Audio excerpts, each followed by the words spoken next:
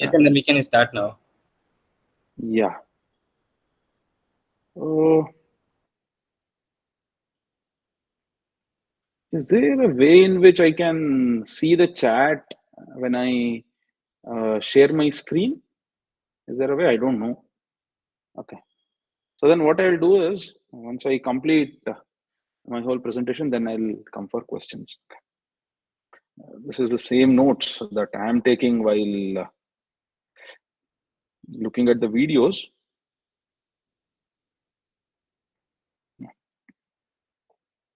So now, in the overall setting, now what is that we are trying to achieve? Okay. Now we want to generate new samples. Okay. So now, how do we go ahead with that? Now you have uh, an unknown distribution, px. Normally in coming sessions, we'll be writing it as small p. So your data is from a distribution px. Okay. So, and then what do? You assume, you come up with another parametric function approximation. You come up with a function with parameters theta, which will be approximating this distribution. And how do you represent this function? We use deep neural networks. Okay. That is the general principle now that is being involved. And then what do you want to do? Okay, now you do this. Now then we want the p theta which is there and px which is there as close as possible. Okay. So now how do you measure the closeness? Now, okay, now there are a lot of metrics that we have seen till now. You use those metrics and reduce the divergence. Now, this is the underlying idea that now we shall be using. Now I'll not be going ahead into the initial discussion of VDM. Okay, so I shall directly start with GAN, realization of VDM, now which is a GAN. Is this GAN? Yes. So now, yeah, from all those discussions that we had in VDM, okay. So now we want a special case, a specific case of general F divergence. And then what we shall do is, okay, now I shall use the Jensen-Shannon divergence. And this is how it look like. So, and because of which, now I have to go ahead and choose a sigma. Yes, as it turns out, now it will be a sigmoid function. And this is how your overall loss will look like. Okay. So now as it turns out, okay, now rather than looking at it as a realization of VDM, now which is much more comfortable, now if you look at it as a generator and discriminator network. Now that is what now we see it in classifier guidance. That is the idea of classifier guidance. Now it's a two view that is there for the same problem. So now how do you do it? Now you have a generator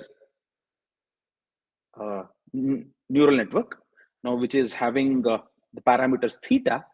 The input for this is sampled from 0 I normal distribution, and then now it will give you x hat, which is of same size as that of x.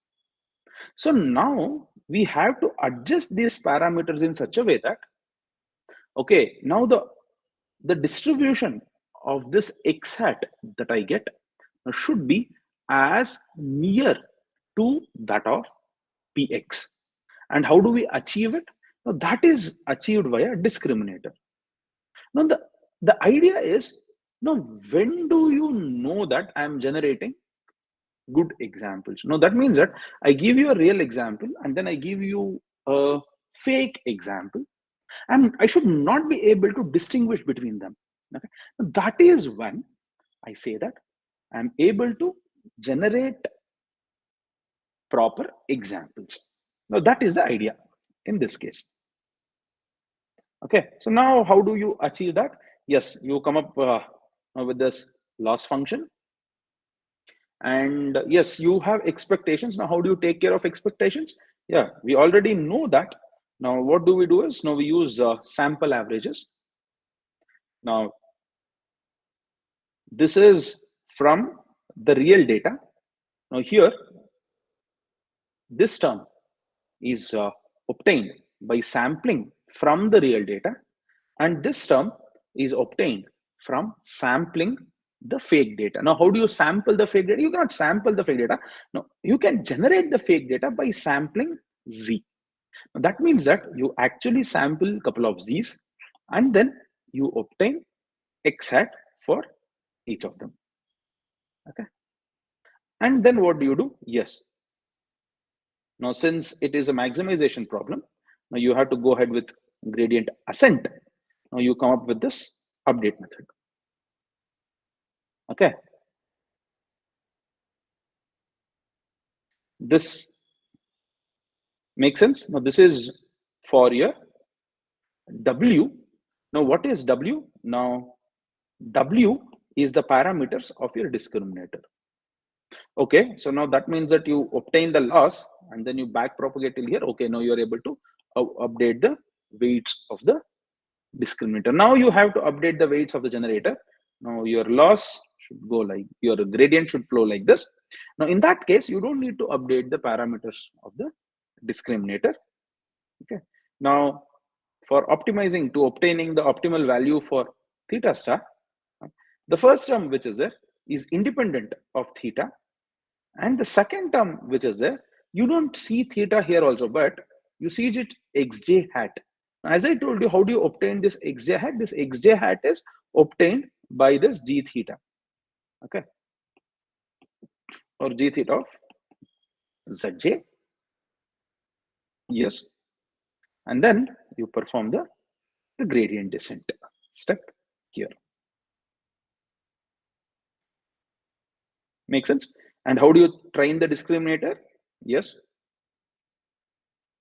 you obtain samples from the actual data, that is your real data, and then sample from normal distribution, and then you generate the fake data.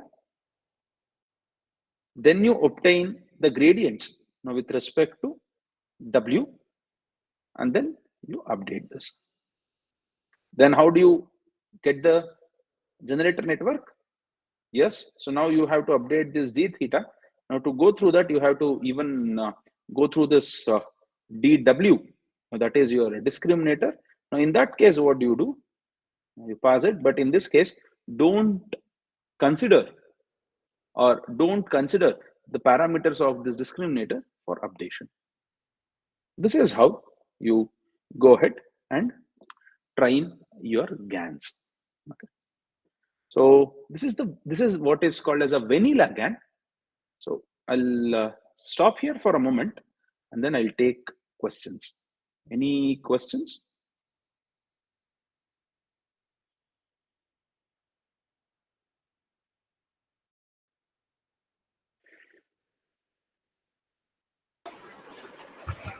Good evening. Yeah, I'm hi. Ganesh. Yeah, hi, Hi. Ganesh. So, um, Go ahead, go ahead. yeah. So the notations were actually quite, confusing initially, but then you have, clarified it quite a bit here also here again. But I just want to make a statement, and just correct me if I am wrong. Go So ahead. basically, we are going to we are comparing two probability distributions. So with a px and p theta with the aim of uh, you know with the aim to bring it as close to bring p theta as close to px as possible. Correct. But basically, we have no way to actually know the distribution itself. So basically, we're just using uh, you know some Sample means. surrogates and sample means to Yes. actually compare these two without actually Yes. knowing the distribution at all. And there is and these are these distributions, uh, let's say they have let's say they have, let's normal distribution has two parameters, basically mu and standard Mm, deviation. But mm, these are of course the much more complex distributions that we are learning, and we mm, don't know how many parameters are there and how they are parameterized. But mm. the beauty of it is that we don't even know how many parameters this distribution have, but we are just comparing two distribution. Am I right? Yes. Great, great. I just wanted clarity on that. Yeah. Thank you. See, okay, now the question, okay, I sense a pinch of query. No, the query is no, so okay. I think till here it is mathematically grounded. Now from here to here, how did you jump? Now that was maybe a hinge of the question is what I feel. Yes, now as it turns out, any expectation now can be approximated using the sample mean. Okay, now Yes, this is a yes. known statistical idea. Now, Love. Yes. because of which, yes, law of large numbers. Large Now, numbers. because of which, yeah, now we will be able to go ahead and do it. Okay, Yes. Thank you. yeah. Any other questions, guys?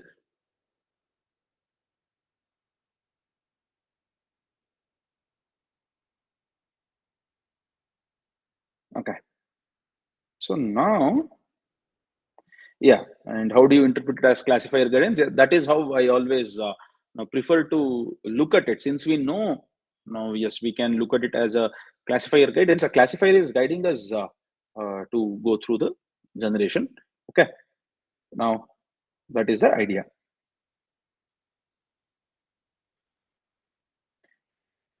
So, uh, okay, now is this uh, problem of matching, is this clear for everyone? This is one point in which see now what is that, what is this diagram? Okay, now this might look a bit complex. Now what is the idea that we are trying to say here is, now can dw of x, now your discriminator which is there, now can it be used for now making p theta and px closer?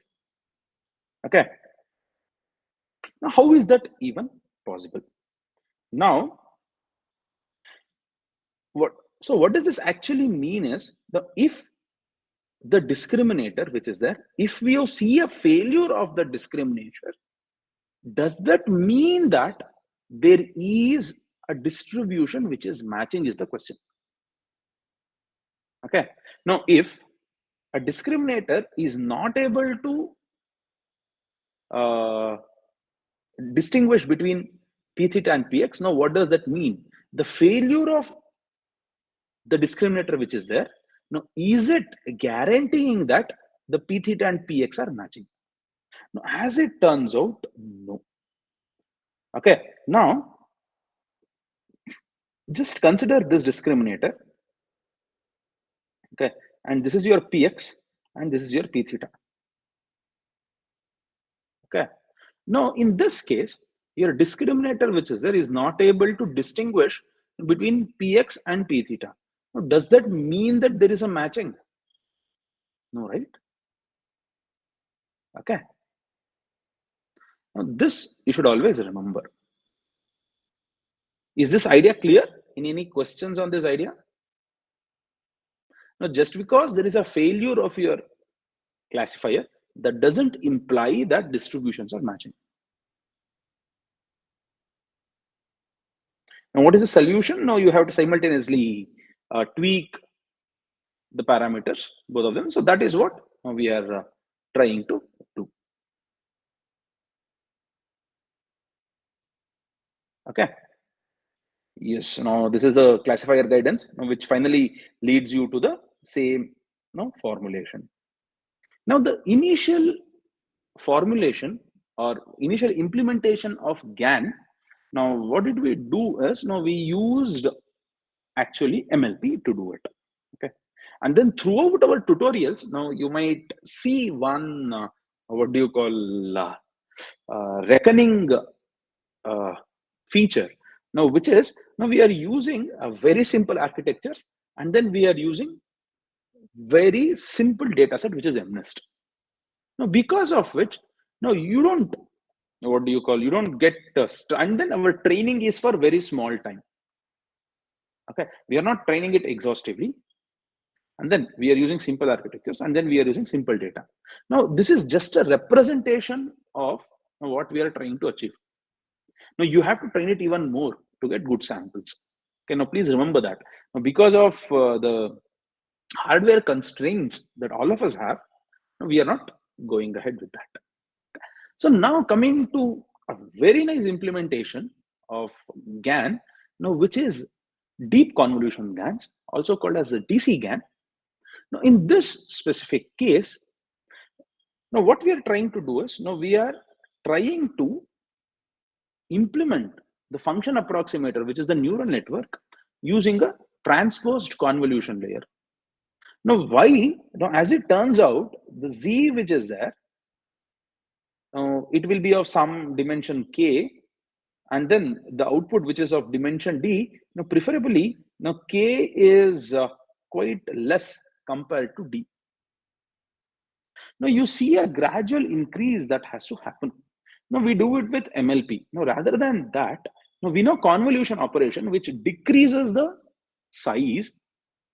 In contrary to that, we have something called as up convolution, or convolution with fractional stride, which we will use for this increase. Now, which yields us better result. Okay. Now, apart from this, all the formulation remains the same. So, the next idea that we shall be looking into is what is called as a conditional GAN. Now, the reason why we need conditional GAN is, now we don't have a control over the samples that are generated. Now, sometimes you just want class 3. Now, how many times I have to sample? Now, rather than that, if there is a way in which I can say that, okay, now directly sample from this specific distribution. Okay. Now that is, now you sample from P of X given Y is equal to 3. Am I able to do this? Now, till now, we are just generating from Px, okay, or P theta, to be more specific, okay. Now, can it, we have to do it from a conditional distribution across all the classes, okay. Now, this is the idea that we have here, okay. So now, as it turns out, yes, we can do it. Now, the idea is, now in your generator, in addition to the sample from the normal distribution that you are giving, now give also the one-hotted encoding of Y. Okay. And even in your discriminator, do that. Make sense? So now what does this mean actually?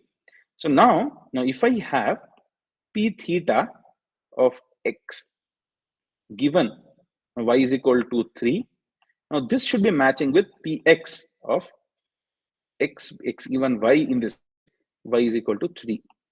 That means that conditionally you'll be giving your distribution. Okay. Now these two distributions that I just wrote has to be matched. So now you give, let's say that, let's take a very simple example to understand this. Now I will give you some Z, and then Y is representing 3. Now it generate some image. Okay. Now it will generate some image. Okay.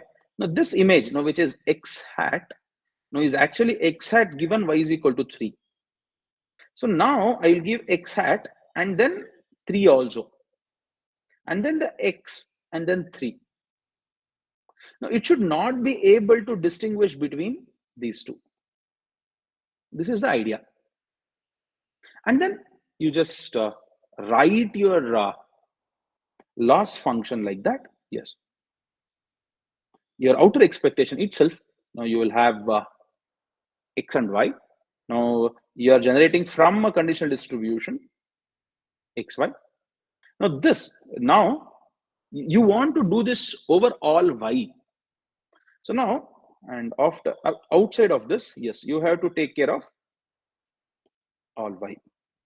Okay, for all y, you will be doing this. This is how your equations will be changed for conditional generation. This is called as the conditional GAN. Any questions on this?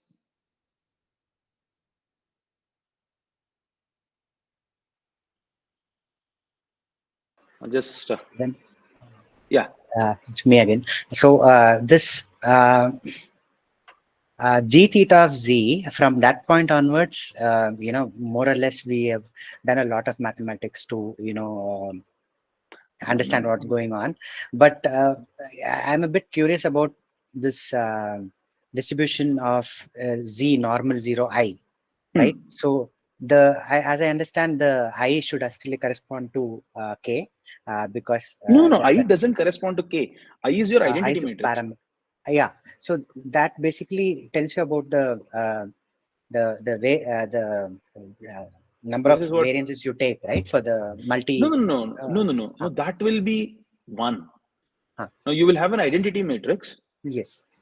So now that means that so it's an extension of what do you call a standard normal distribution now which you Yes. see Yes. in one So dimension into multi-dimensional. multi-dimensions. Yes, Yes. Mm, multi-dimensions.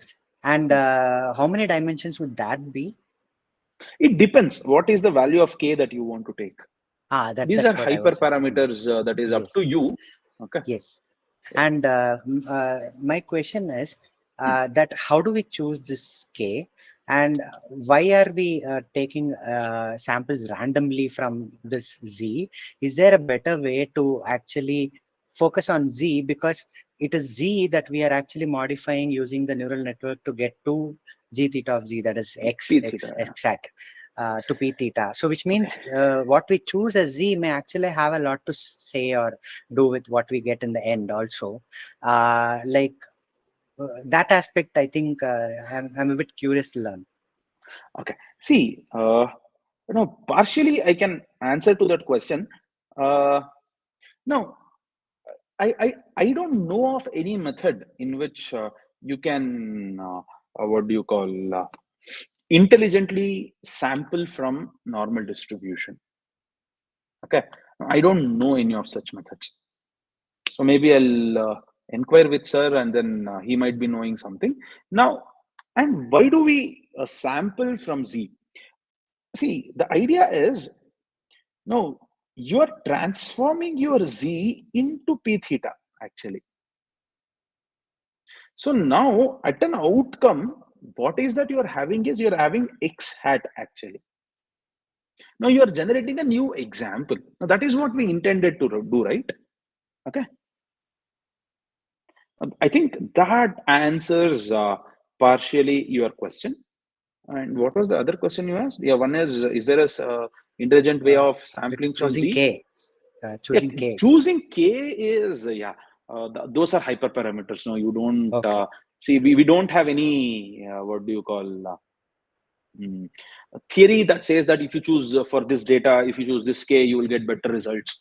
No, they are like learning rates Right. and Right. So more or other less beta empirical. values that are there. Yeah, you try with couple of them. Now, whichever gives Yeah. you the best result, use them. That's all. Right. In one of the later weeks, we were introduced to the manifold hypothesis.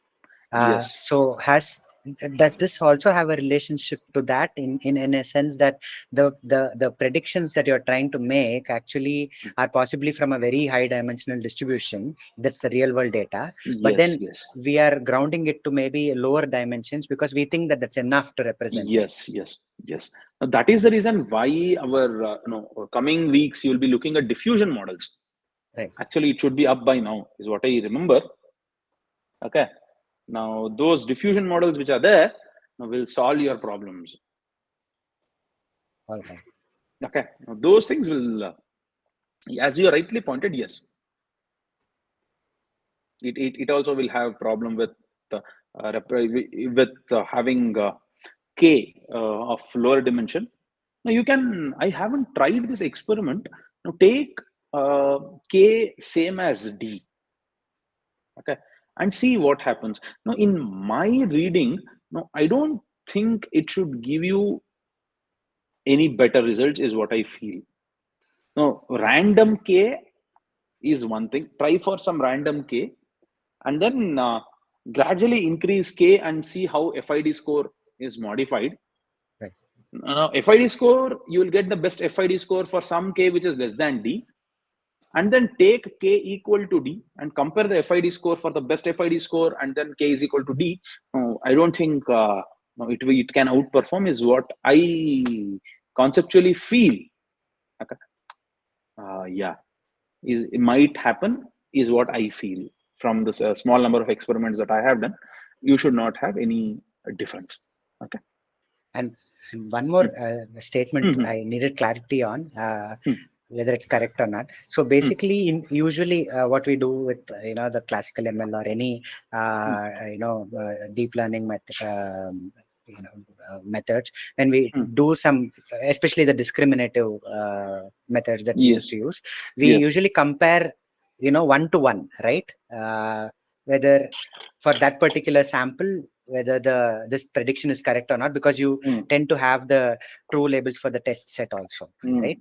Mm. But here actually the key difference is that we are not actually doing a one-to-one comparison. We are just saying that it is At a possible that it's coming distributional from the level, distribution level. That's it. yes, Right. yes, yes, correct, Right. correct. Thank you. Yeah. Any other questions, guys? Okay. So just a minute. 1 minute. Just give me 1 minute. So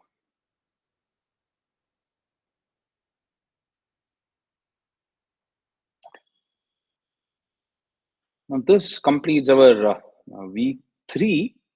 Now let's go to week 4. Okay. Now DC GAN, conditional GAN is done. Yeah. Now I presume that uh, uh, so by now you are comfortable with the idea of inference. So now we start looking into some of the issues that are present in the versions of GANs that we have considered uh, till now. Now, one is it's a saddle point problem. Okay. Now, whenever you have a saddle point problem, yeah, it's a bit of a headache to train it. Okay. Now, that is what is known to us. So then the idea of, as you said, the idea of manifold hypothesis come. Now here, the manifold hypothesis has to be looked mm, in a different way. Now that is, now the support which is there for px and p theta are not aligned.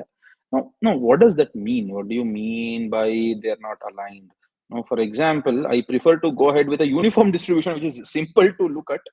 Now, consider that you have a uniform distribution with this support.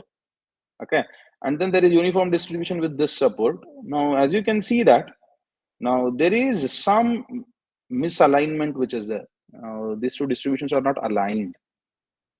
Okay, so now when you have your px and p theta that is not aligned, now why is px and p theta is not aligned? Yes, now we have theoretically seen.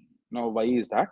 Okay, now px and p theta, now how is that? It's a very it's a distribution in a very high dimensional space. Okay, so now and then what happens is they stay in a very small dimensional subspace. Now how you can ensure, how do you know that it lies in a small dimensional subspace? See, the idea is you generate a random image of size 28 cross 28. Okay. Now, when which all the values between in the pixels are between 0 and 1. Okay. So now, and then you print that uh, whatever matrix that you have obtained. Now you see that it is not representing any character. Now, that means that randomly, if you put values onto pixel, now you don't get a number. Now, there has to be a specific structure to it.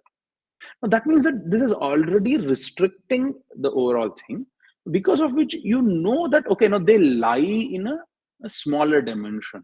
Now, since they lie in a smaller dimension, yes, now px, now which is there, may be having a support. There might be an overlap support, but they're not aligned. Now, as I showed you in this case, okay, now they might have an overlap which is there, but they're not aligned.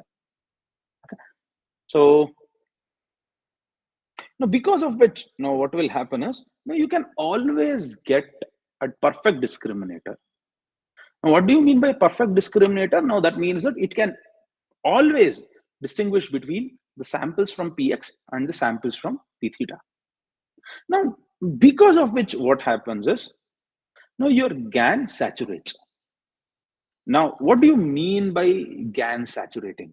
Now, the GAN saturating means that now your what do you, since your dw which is there becomes perfect, now it will not have any gradients, so that it can pass through to the theta, now which is your generator. Now whenever you are now you have your this is your g theta, and then this is your discriminator network.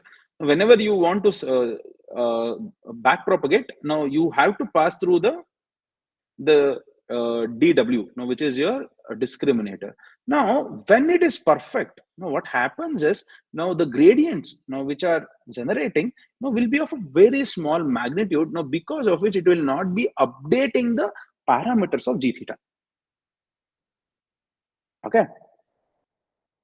So now how do you avoid it? Yes, we have a lot of options that are there. That is, one is train discriminator mode rather than, sorry, train generator mode rather than the discriminator. Now this is one idea.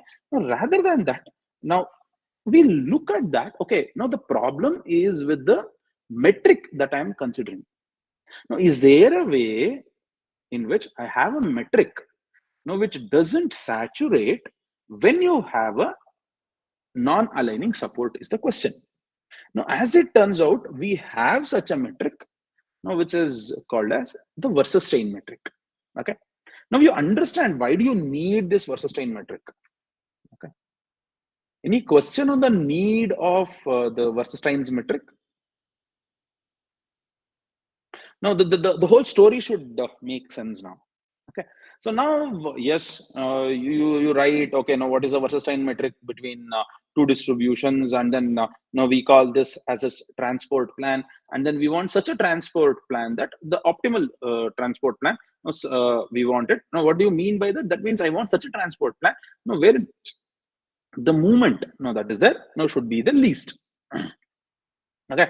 So, and then we have already seen an example of that, the movement. So, yeah, it will be a matrix. I'll not be going into the example of this movement. Yes. Now, finally, now as it turns out, yes, now this is what you want to do. Now, this is your Versus-Stein distance between two distributions.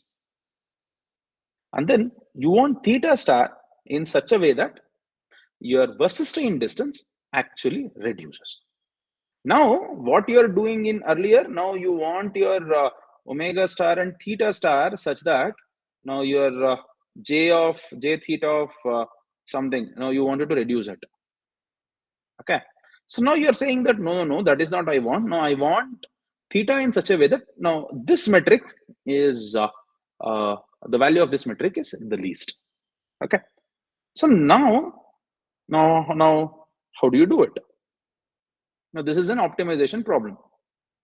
Now, as it turns out, now for this metric, now for any given optimization, there is something called as the dual of that problem. Now, I'm not going to define what is that dual. Now, that will directly go into a separate discussion. Now I'll just state that the dual for this will be of this form. Okay. Now what is this? The TW of X which is there, the second norm of it should always be less than 1. Now this is what we call as now being one Lipschitz. Okay. Now this value which is there should always be less than 1. Okay. So now you can redefine this in terms of our parameters. Now I want theta and W in such a way that you have an argument with respect to theta and then maximum here. And then here you are sampling from your Px, which is your true distribution. And here you are sampling from your uh, fake distribution, in the sense your generated distribution, P theta. Okay.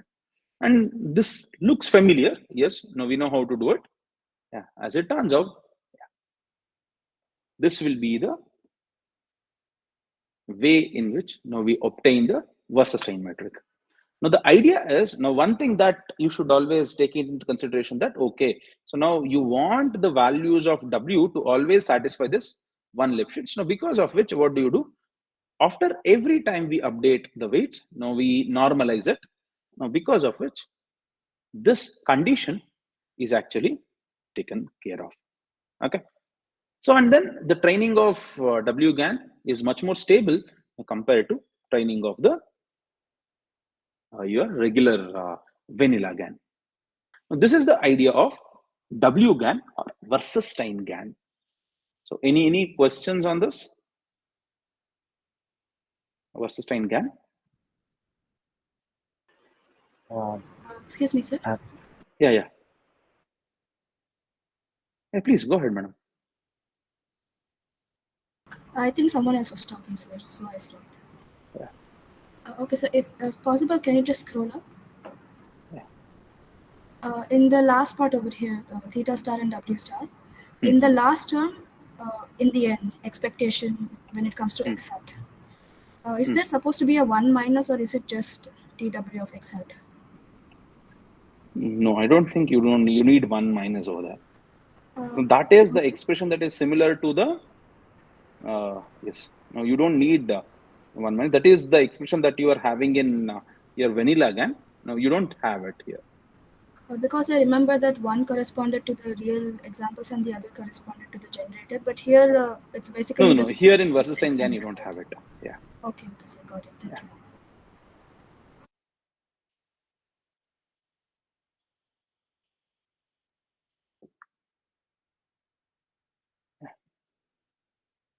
Okay. hi, Yes. Yeah.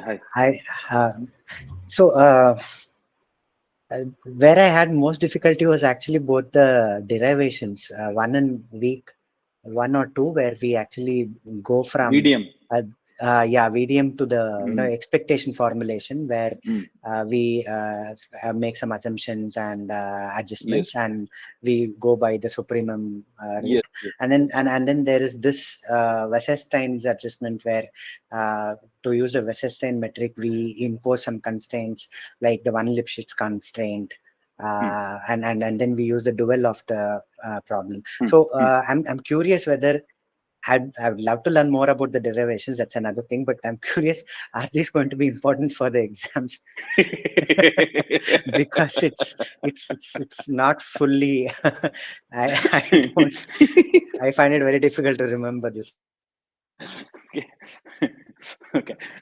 No, I'll not say it like this. I'll give you a different way of answering this question. Okay. Now, what kind of questions do you think? No. Okay. Now, what is the format of the question paper? Do you know that? Usually, it is multiple choice questions and numerical answer types. Okay. That answers your question. It's fantastic. Thank you. Okay. Yeah. Don't worry. You're in a very right path. Okay. Now, if you are not understanding, no, actually, that's actually very good. No, if you understand, okay, no, always remember, if you understand something at the first time, no, please question yourself that, yes, there is something wrong. Now, whenever we code things, no, this is a thumb rule. Now, if the code is running for the first time, we actually get headache. How is that possible? Until otherwise, your code has been generated by GPT. Now, apart from that, the code that you write should get an error at the first time. Now, if you don't get an error, no, that means that there is a mistake that needs to be looked into much more carefully. Okay. Now, if you get an error, okay, now then it's not an issue. Okay. Now it is exactly like that. Now, if you understand all these nuances at the first iteration, that means that there is something that is not understood or you're too good. Okay. These are the two possibilities that are there. Now, now going ahead, any other question? Yeah.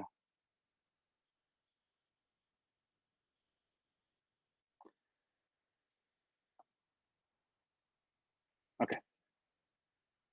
So now the next idea that we shall be looking into is what is called as the inversion. See, the idea of inversion is this. Now, till now, what is that we have? Now, whenever you have a well-trained GAN, from Z, you can go to X. Okay, this is what you're having. From Z, you can go to X. So the question that I'm asking is, okay, now for a given X, can you get me Z? Okay. Yes, now you are going from Z to X. Is there a way in which I can get from X to Z? Is the question. This is the inversion idea. Now, why do I need it? Now, you can think of it like, okay, so now you can think of Z as kind of an, what do you call, a ciphered message. Now, from that ciphered message, now you are able to obtain the unciphered message. Now, if I have an unciphered message, can I cipher it out? This is the question that we are asking. And why do we need it? Now, this is the idea of feature extraction. You might need it in the ideas of feature extraction. Okay, so now let's go ahead and think. Is it possible to do it? Okay, so now, yes, as it turns out, yes, it is possible. Now, how do you ensure that it is possible? Now, intuitively, it makes sense to us. I give you an image, and then it's uh, let's call it as an embedding. Okay, easy to understand. I give you a real image and the generated embedding. For the real image, you don't have the actual embedding. No, you generate the embedding, real image and the generated embedding. Okay, sample from 0 1 and then the image generated from that.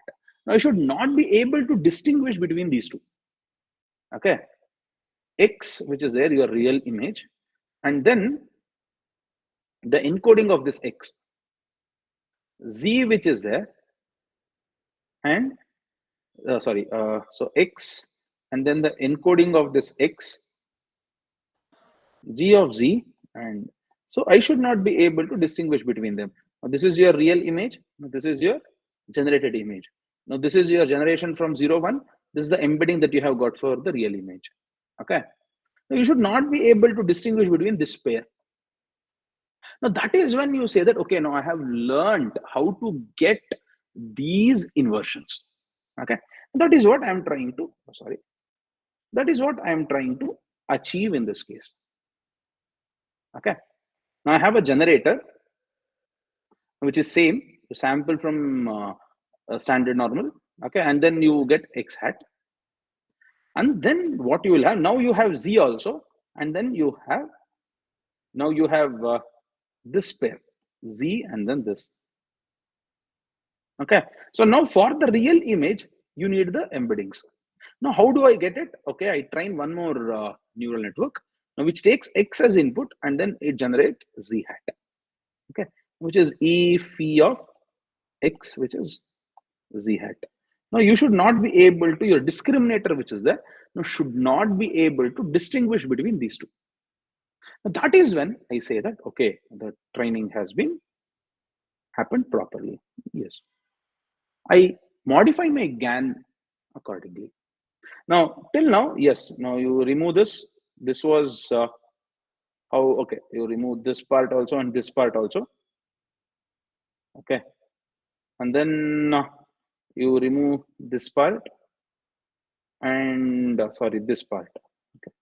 You remove this part and this part. Okay. And then this part and this part. This is your standard GAN.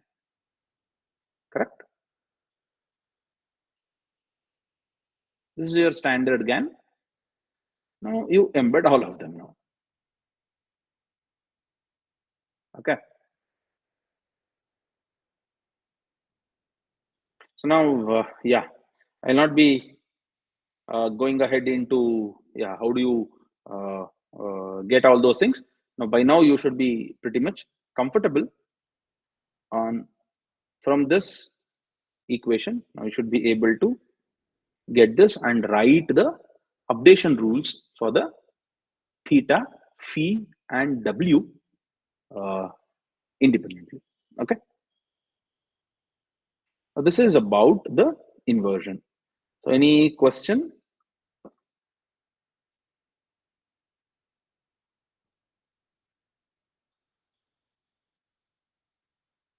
Any questions with this idea of inversion?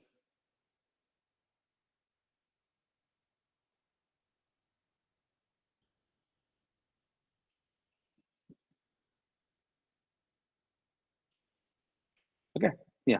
Now there is one more way of doing. Now this is your standard setting, GAN setting. So now what I will do is, now in addition to that, okay, now what I will do is I'll come up with an encoding which takes X hat and then it generates Z hat. Now this takes Z and generate X hat. Now this X hat is passed through here, it generates Z hat. Now this Z hat and this Z has to be same. Okay. Now if you're, because of this, if you're ensuring, because of these two, if you're ensuring Px and P theta are same, because of this, okay. Now, because of this, your embeddings will be from the embedding distribution that is being ensured. Okay. Now this is your standard GAN. To that, you have this regression task. Okay. Now, this is what is called GAN inversion via latent regression. Okay. Now, whatever is the latent value you're having, you're regressing over that. Now, that is why it is called as GAN via latent regression. Okay.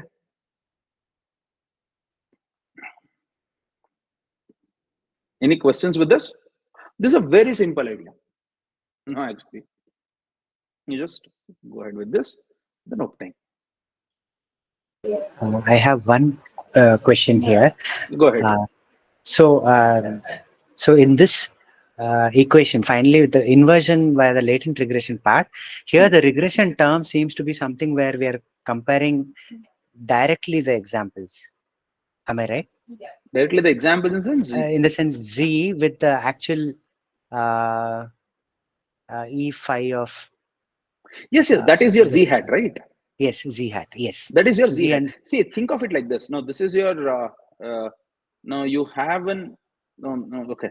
Now you have a message, you encode it with something, you give it, and then you decode it. Now, this and this has to be same, right? Yeah, yes. Now, that is when you say that, okay, and my encoding and the decoding process is correct. Now, that is what you're doing here. Yes. So, of all the examples so far, here's the only part where we are actually comparing one to one, I believe. Yes. For yes, getting yes. the last part. Yes. See, whenever you see this, the second term, yeah, that is what is one-to-one mapping. Okay. Yeah. This is your the mean squared error. MSE error. Yes. And the lambda is also a hyperparameter, which yes, lambda is a hyperparameter to will show give that adequate weight to the report. Yeah, to whatever. Now you want to weigh two things. Now generation is one thing, so the other thing is okay. Now the mapping of the latent, which one you will give the weight? Okay, is the question. Okay, got it. Yeah. So now the next idea that we shall be looking into is adversarial learning for handling domain shifts. Okay. So now, what do you mean by this domain shifts? So now in your source, now you have X and Y both. Okay. You have your examples and then your label. That is your source distribution. In your target distribution, you don't have Y, you just have X. So now you have to come up with a model in such a way that now the features that you are getting for the examples of source distribution and then the target distribution should match. Okay, so now how do you achieve this? So now what do you mean by that? Now your encoder, now you can now look at the generator which is there. Now it should be invariant for the examples of S and T, which is your source and your target distribution. Now how do you achieve it? Yeah, you have this first you extract the feature. Now this we can consider it as a feature extractor for X and X hat. Now you generate the features, you obtain the features, and then my discriminator now should not be able to distinguish between the features. So now I have a classifier here. I have classifier only for the examples of source. I train it for the source examples. Now this is your standard CC error. You can now if this is trained properly, what does this mean? Now the discriminator is not able to distinguish between the distributions Fs and Ft. Okay, it is not able to distinguish between the features of S and T. Now that is what we wanted to achieve, right? Now we want features in such a way that now the source and the target distribution cannot be distinguished. Now this achieves that. Now then here you use a CCE loss and then you train this network so that I give you the features, it will give me the labels. Now post training, you take the target examples and then get FT, pass it through and get the labels of them. Okay, now this is the idea of UDA, of unsupervised domain adaptation. Any questions with this?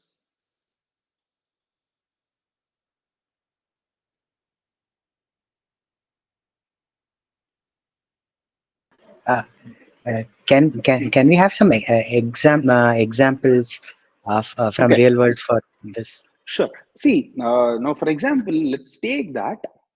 I have MNIST. Okay, for MNIST, I have labels. Now I have some other number data for which I don't have labels. Okay, so now what I will do, I will generate the features for them. Okay, so now post my training of this, what does it ensure? Now it ensures that the discriminator is not able to distinguish between the MNIST, which has the label, and some other numerical data which doesn't have the label.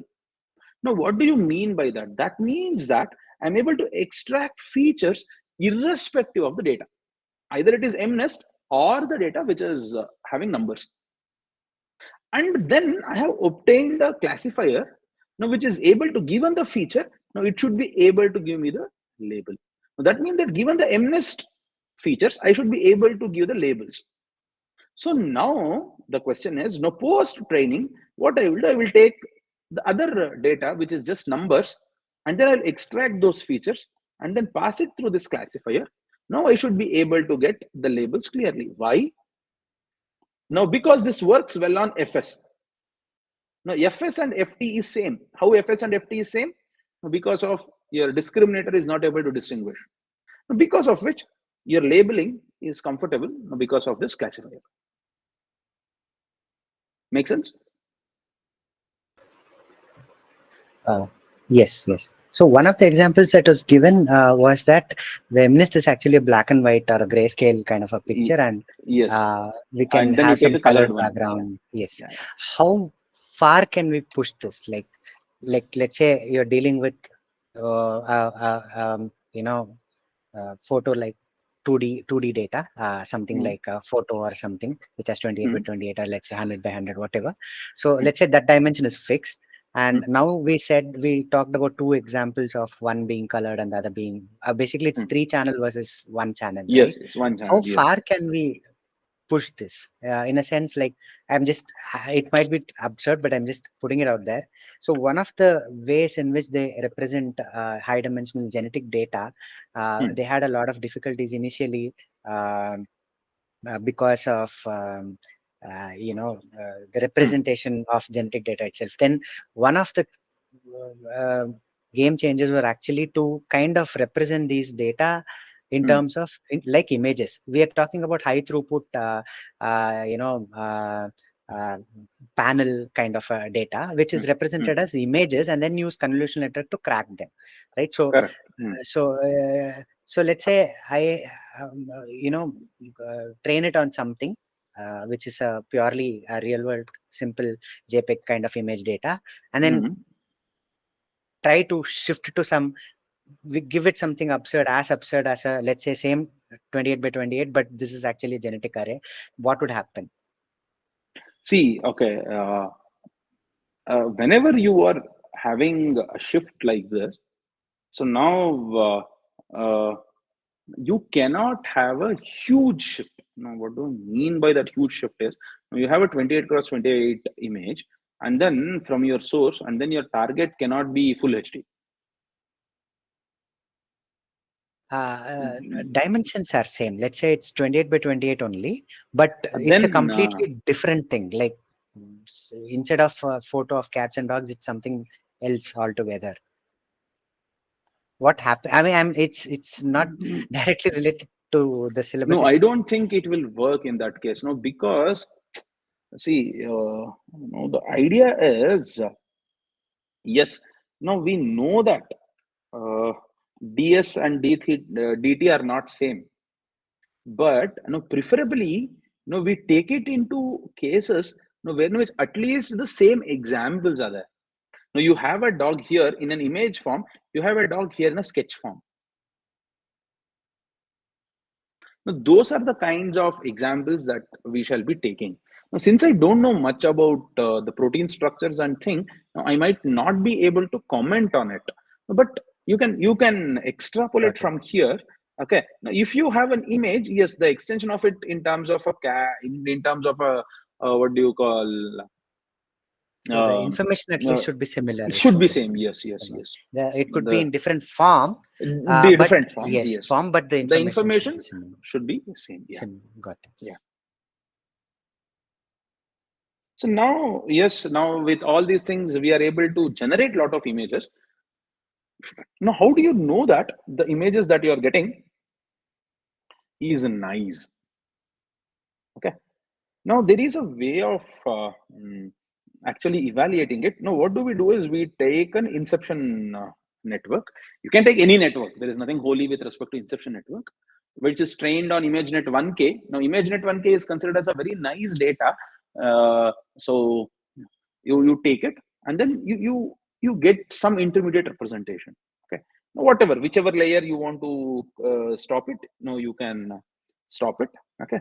Now then what do you do? Now you compute uh, the mu and sigma for the true and the generated data, and then what do? You generate the samples z from those mu and sigma, and then you compute the FID score as per the given equation. Okay. Now you use this equation to calculate the FID score. As it turns out, now this is the Versenstein metric between these two distribution. Okay. Now lower the FID score. Now that means that your generation is good. This is how. Now, what is that you're trying to look at it here? Now, whenever you take an intermediate representation of a network, now what does this mean? You're actually taking an embedding, which has been obtained because of that. Some embedding of real data, some embedding of the generated data you are getting, okay, some intermediate representation of it you are getting, and then you are actually saying that what is a Versenstein distance between that is what you're looking into. Okay, this is the idea of FID scores. So now this actually completes our discuss these. I think this is where week 4 ends. Okay, then you start with the latent variable models. Now that is your VAEs. I think this is where it ends. Yes, yeah, VAE is from week 5. Yeah. Okay. So, any questions on whatever discussion that we had, or whatever queries that you have regarding the contents of these 4 weeks? Sir, Hmm. most of the mass of this distribution is concentrated on week 1 and week 4. So do we expect that all the weeks will have, equal contribution towards the question set, or is there a proportional thing? No. So see, now what I feel is, don't look at it as the contents of week. Look at it as one huge chunk that is there, and then according to the whatever might be the distribution, you will get some questions. Okay, now you will not get out of distribution questions for sure. Okay, that's all I prefer to tell. Okay, nothing more than that. Okay, now no, you should not say that. Okay, now that means that week 1 will have more questions, week 4 will have more questions. No. We don't have any such mapping. Okay, so whatever questions that we'll be giving, no, it will be from whatever discussion that has been done either in the sessions or in the tutorials. Yeah, that is the idea. Okay, sir, even I mean, from this content there could be thousands of different kind of questions which could be coming up. I believe if we are staying around the GAs, if you're able to do the GAs, the practice question, whatever is available, we should be able to handle the quiz questions, or do we need to go beyond that? Because one challenge that we are facing is searching for what are the right kind of questions that we should be practicing. You don't have it. Yeah, so even generation of question for us also, it is difficult. Okay, the reason is, yeah, you don't have a textbook or some kind of material, so you don't have a model for generating questions.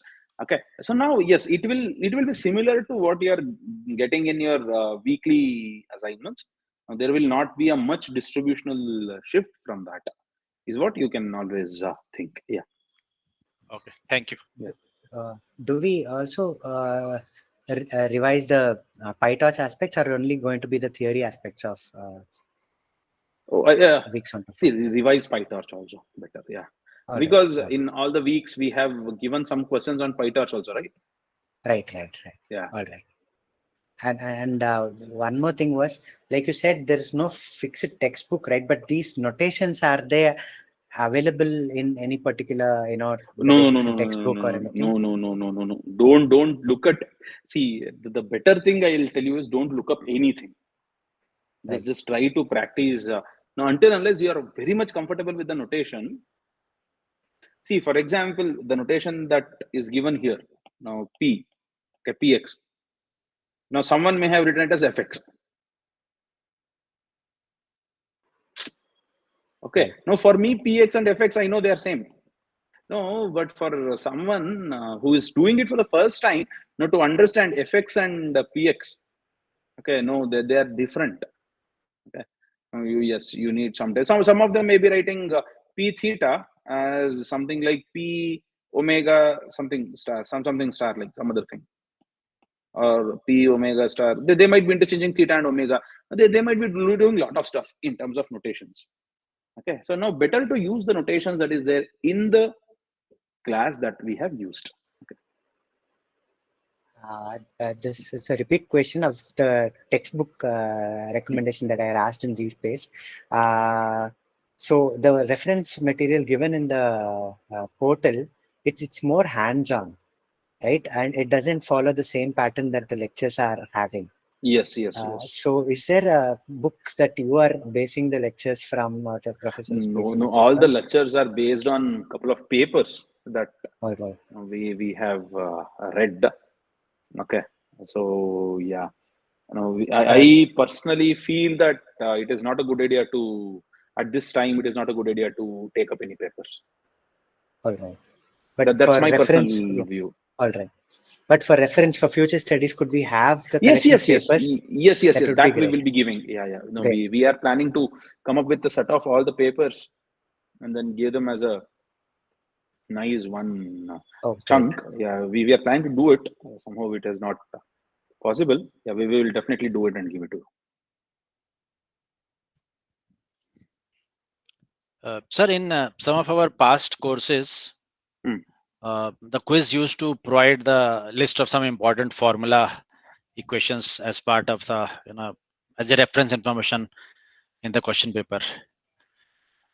I believe in Stats 2 or some of those places, it was like that. Do we have to memorize all the formulas, all the equations, everything, or do we See, expect? I don't think there are any formulas. See, just because you see equations, that doesn't mean to say that you have formulas. The only formula which is there is scale divergence and Weierstrass distance. No, apart from that, everything is a continual derivation of that. Okay. And and and I don't think we are doing. See, no, just because you have a lot of equations, that doesn't mean to say that we are doing a lot of math. Okay, so we are just using two steps. One is I have an expectation. Now, how do I convert that expectation into a sample average? We just law of large number. Apart from that, we are not using any other tool at all. None, any other formula we are not using in these things. Okay. Yeah. I'll see now if there is any need for any formulas like that. I'll look at it. And yeah, I can give you a not LaTeX version. I can give you handwritten formulas, some of them, so that you can make it a handy version of it. I'll just look at it. Yeah. In my opinion, I don't think you need any. Yeah, but anyhow, I'll look at it again. Sir, can we expect programming based questions? I think we have given a couple of programming based questions. Your questions will be similar to that in your programming. Sir, could you suggest a resource for practicing material? No, we don't have practicing numericals. We don't have anything like that. So, sir, for this PyTorch kind of things, if we study the notebooks from these tutorial things, That is more than enough. okay, thank you. Actually, whatever we have discussed, we have covered quite a ground actually. Yeah, every idea that has been discussed in the theory has been coded up. Whether we have got optimal results or not, that's a totally different question to ask. But have we seen its implementation, at least in the basic version? As it turns out, yes, we have.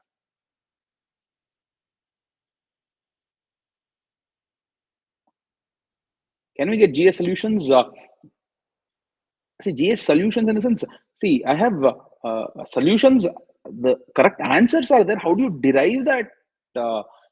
Has not been given. I don't think there are any difficult questions in there also. Yeah. If I'll look at the GA questions of 1, 2, 3, 4 again, if there is anything that needs a detailed explanation, I'll surely give it. Sir, one troubling thing is in some of these GA questions, we had some disputes that is it the grading Yes, was yes, done. yes. I have looked at it. No, we are looking at it. Once I'll consult with sir, and then no, Yeah. we will So, look at it. so, Yeah, so, so I'm so our aware of two questions which are there like that.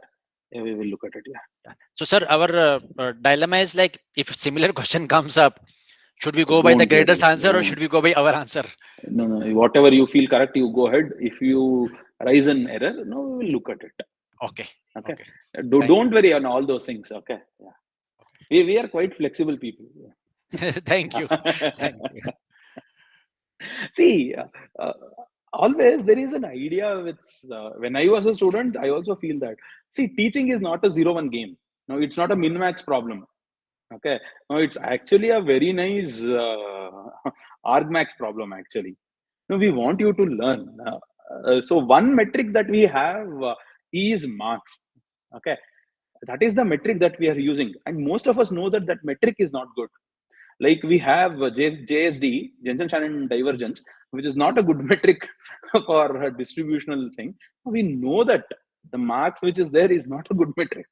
And the problem is we are not able to find Weierstrass metric which is feasible when we have large scale of students. Okay. Once we find a versus sign metric similar to that, surely we will have a what do you call change in evaluation. Yeah, we know metrics like that that can happen in one-to-one discussion, or if a faculty has 5 students, yes, we have enough nice metrics. That is wherein which the learning and the marks are correlate, not correlated, caused actually.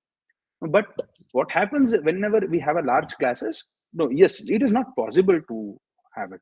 That is the reason why we come up with a pseudo representation, which is marks, and then we assume that okay, no, increase more marks means more learning. It is exactly the problem of your vanilla GAN. Okay. Sir, I have one question which is going beyond this exam things. Most of us do not have a PhD in mathematics or even a master's in mathematics, or we are not really mathematics people. But as we do these courses, and especially this course is a quite an advanced level course, we often find that we have there are basics in our knowledge repository which are missing, and Makes it will sense. be good if you can compile a couple of such foundational topics, because when we go through it, we suddenly hear terms, and there are different branches of mathematics that I was not even familiar with. I've seen in every course I get to know that okay, there is this huge thing that I'm zero and I need to study it. Okay, so if you can provide us a list of such foundational topics that we do afterwards. For example, Ganesh has put this conjugates, and conjugates in itself formula is very simple, and for me, I'm not really happy with the formulas. Like, I'm always struggling with what is the intuition behind it. So I went into it looking that okay, what is intuition behind conjugate? It says that okay, it's an alternate representation of the supporting planes of a function. Then I went in that okay, what is the supporting planes of a function? So that tree keeps on going in one direction.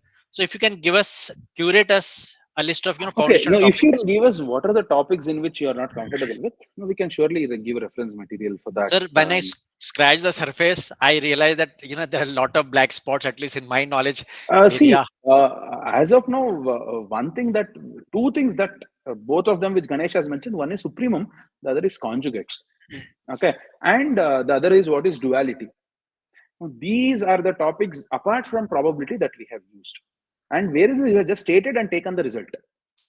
Okay, now we are not worried about what are the conditions that needs to be satisfied whenever you take those results. No, we are not going into any of them. So these are the only three topics. One is what do you mean by supremum? What is a conjugate? And then no, which is your duality. Now, wherein which we have taken into consideration the Lipschitz thing. Now, these are the only three what do you call things that we are taking. Now, apart from that, we are just playing with expectations. Yeah. We are not using any other thing.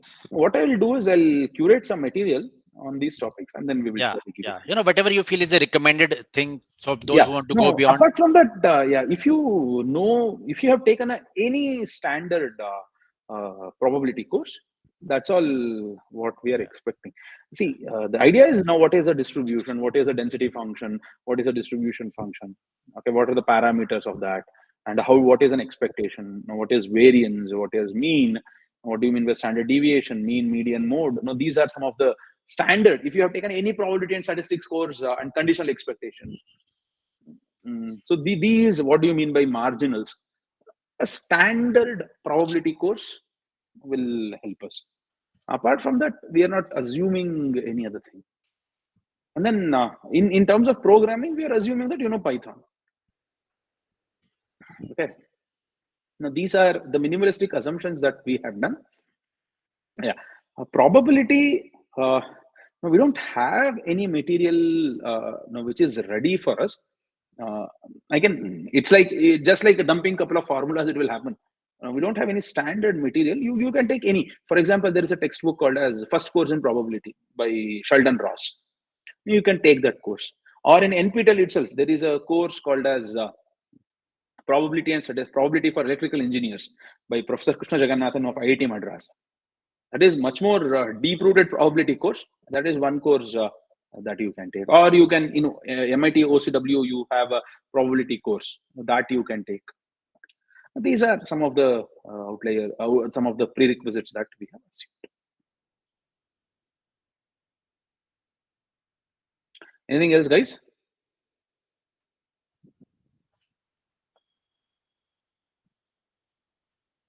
This was helpful, quite helpful.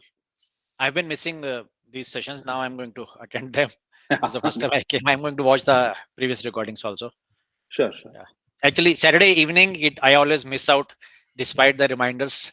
I always find myself somewhere Saturday, away from home. yeah. Saturday is a weekend, right? Ah, So since for it, me weekend is free, I have it was preferred actually weekend. good. It was good that it happened today. Otherwise, I would have forgotten again on the Saturday. Yeah. If it is useful, that's good. That's all. Yeah, no, it's really good food, and your style and way of teaching, with lot of pains, you're emphasizing on things. That's it's not there with everybody. That is something, a kind of a skill that very gift, I will say. Very few people have got that thing. A lot of people are there. Yeah, they might not be taking live session. See, what happens is in the difference between recordings and the live session is this. Now, live session is as per students.